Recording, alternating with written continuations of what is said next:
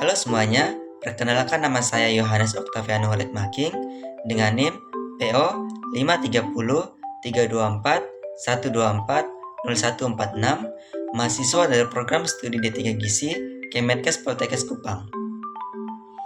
Di sini, saya akan menjelaskan bagaimana cara menghitung umur, melakukan pengukuran antropometri, melakukan plotting dalam kartu menuju sehat atau KMS, serta melakukan intervensi status gizi berdasarkan WHO antropometri.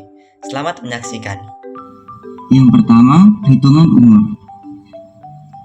Untuk menentukan umur, kita menggunakan rumus tanggal kunjungan dikurangi tanggal lahir, di mana tanggal kunjungan merupakan tanggal di mana si adet dibawa ke posyandu, sedangkan tanggal lahir merupakan tanggal di mana si adet dilahirkan. Sebagai contoh, di sini saya menggunakan anak bernama Bintang Putra dengan tanggal kunjungan 16 Juni 2025 dan tanggal lahir 14 April tahun 2024. Untuk menentukan umurnya, kita bisa menggunakan cara seperti ini. TK atau tanggal kunjungan sama dengan 16 Juni tahun 2025 dikurangi TL atau tanggal lahir, yaitu 14 April tahun 2024. Langsung kita kurangkan. 2025 dikurang 2024 sama dengan 1 tahun. 1 tahun ini kita konversikan menjadi 12 bulan. Selanjutnya yaitu kita mengurangkan bulannya. 6 dikurang 4 sama dengan 2 bulan. Langkah selanjutnya kita mengurangkan harinya. 16 hari dikurang 14 hari sama dengan 2 hari. Langkah selanjutnya yaitu 12, karena hasil pengurangan bulannya positif, jadi kita jumlahkan 12 ditambah 2 sama dengan 14. Untuk harinya kita abaikan saja karena dia belum mencapai 16 hari sampai 30 hari untuk kita bulatkan menjadi 1 bulan. Jadi harinya kita abaikan. Untuk perhitungan umurnya didapat hasil 14 bulan. Setelah kita menentukan umur, kita bisa menentukan alat apa yang pas digunakan untuk melakukan pengukuran antropometri. Berdasarkan perhitungan umur tadi, didapat usia anak Bintang Putra yaitu 14 bulan. Selanjutnya, kita dapat menentukan alat apa yang pas untuk melakukan pengukuran antropometri. Dikarenakan dalam pengukuran antropometri dibagi menjadi 2 alat, yaitu yang pertama alat untuk bayi usia 0-11 bulan. Ada alat baby scale yaitu untuk mengukur berat badan, dan ada infantometer untuk mengukur panjang badan. Yang selanjutnya ada alat untuk balita usia 12-5 tahun, yaitu ada timbangan besi untuk mengukur berat badan dan stadiometer untuk mengukur tinggi badan. Apa perbedaan panjang badan dan tinggi badan? Yaitu dari cara kita mengukurnya. Pada pengukuran panjang badan, kita mengukur bayi dalam kondisi tertidur atau dibaringkan. Kalau tinggi badan, yaitu kita mengukur balita dengan posisi berdiri. Dalam pengukuran tinggi badan, kita perlu memastikan beberapa hal. Yang pertama, anak tidak menggunakan topi, jaket yang tebal, sepatu dan kaos kaki, serta pastikan bahwa bagian belakang kepala anak, pundak, bokong, betis dan tumit merapat pada bagian pembatas pengukur tinggi badan. Yang kedua, penimbangan berat badan. Dalam penimbangan berat badan, kita perlu memastikan bahwa anak tidak menggunakan topi, jaket yang tebal, sepatu dan kaos kaki, serta pastikan bahwa apabila anak menggunakan pampers tersebut masih baru, sehingga tidak mempengaruhi keakurasian dalam penimbangan berat badan pada anak. Berdasarkan hasil pengukuran antropometri tadi, didapat data sebagai berikut. Berdasarkan data yang sudah kita dapat, kita bisa melakukan plotting dalam kartu menuju sehat atau KMS dan juga kita bisa menggunakan sebagai intervensi status gizi berdasarkan WHO antropometri. Pada KMS atau Kartu Menuju Sehat dibagi menjadi dua, yaitu untuk anak laki-laki berwarna biru dan untuk anak perempuan berwarna merah muda. Teman-teman bisa lihat KMS yang saya gunakan adalah KMS berwarna biru yang menunjukkan bahwa anak berjenis kelamin laki-laki. Di atas ini merupakan biodata anak yang berisi nama anak dan nama posyandu, sedangkan pada angka yang tersusun secara vertikal menunjukkan berat badan anak dalam kilogram, dan angka yang tersusun secara horizontal menunjukkan umur anak dalam bulan. Di bawah sini merupakan bulan penimbangan yang nanti akan kita isi berdasarkan tanggal kapan anak datang ke posyandu. Sedangkan di bawah sini adalah berat badan anak dalam kilogram, dan di bawah adalah KBM dalam gram atau kenaikan berat badan dalam gram. Teman-teman bisa lihat anak usia 1 bulan itu kenaikan berat badan minimalnya adalah 800 gram. Kalau anak umur usia 2 bulan, kenaikan berat badan minimalnya adalah 900 gram. Jadi anak usia 1 bulan dan 2 bulan itu kenaikan berat badan minimalnya berbeda. Begitupun seterusnya. Teman-teman bisa lihat perbedaannya. Selanjutnya, garis yang berada dalam KMS ini. Yang pertama adalah garis hijau yang menunjukkan berat badan anak tersebut normal, dan ada garis kuning apabila berat badan anak tersebut berada di antara garis hijau dan garis kuning, menunjukkan bahwa berat badan anak tersebut normal. Apabila berat badan anak tersebut berada di antara garis kuning dan garis hitam, menunjukkan bahwa anak mengalami risiko kenaikan berat badan. Begitupun pada garis hijau dan garis hitam di bawah sini, apabila berat badan anak berada di antara garis hijau dan garis hitam di bagian bawah, menunjukkan berat badan anak normal. Apabila berat badan anak berada di antara garis hitam dan garis merah, menunjukkan bahwa anak mengalami risiko penurunan berat badan. Selanjutnya kita masuk ke dalam pengisian KMS. Di atas sudah saya tulis biodata anak, yaitu nama anak bintang putra, dan di bawah kita tinggal isi bulan penimbangan. Kita isi bulan penimbangan berdasarkan usia anak yang sudah kita hitung tadi, yaitu 14 bulan. Di sini 14 bulan.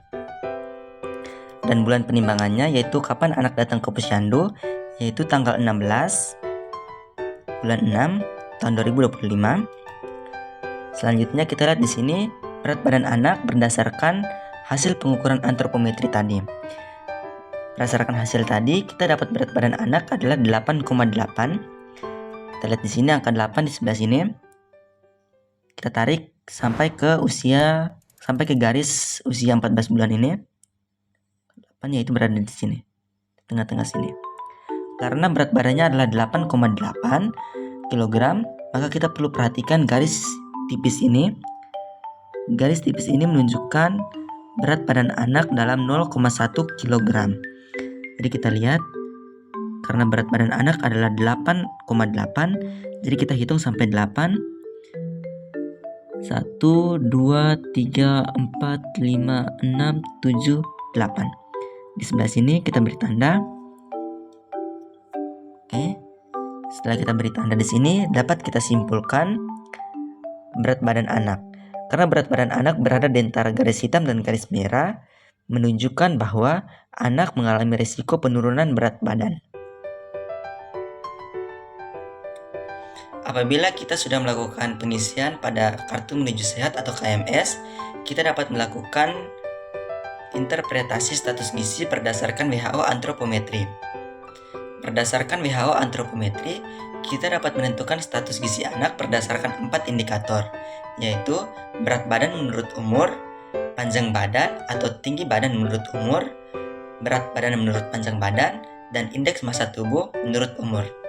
Di sini teman-teman bisa lihat 4 indikator berdasarkan WHO antropometri, di mana setiap indikator mempunyai kategori status gizi yang berbeda-beda. Indikator yang pertama yaitu berat badan menurut umur. Di sini teman-teman bisa lihat berat badan anak bintang putra tadi adalah 8,8 kg dengan umur 14 bulan. Kita bisa lihat pada tabel standar antropometri. Di sini ada berat badan dan umurnya dalam bulan. Kita tinggal lihat umurnya tadi adalah 14 bulan dengan berat badan 8,8. Kita bisa lihat 8,8 itu dia berada di antara 8,1 sampai 9,0, yaitu di antara -2 standar deviasi sampai dengan -1 standar deviasi. Jadi pada kategorinya kita bisa tulis seperti ini: -2 standar deviasi sampai dengan -1 standar deviasi, atau Z-score-nya kita bisa lihat masuk dalam kategori berat badan normal. Kita bisa tulis lagi di sini kategorinya berat badan normal.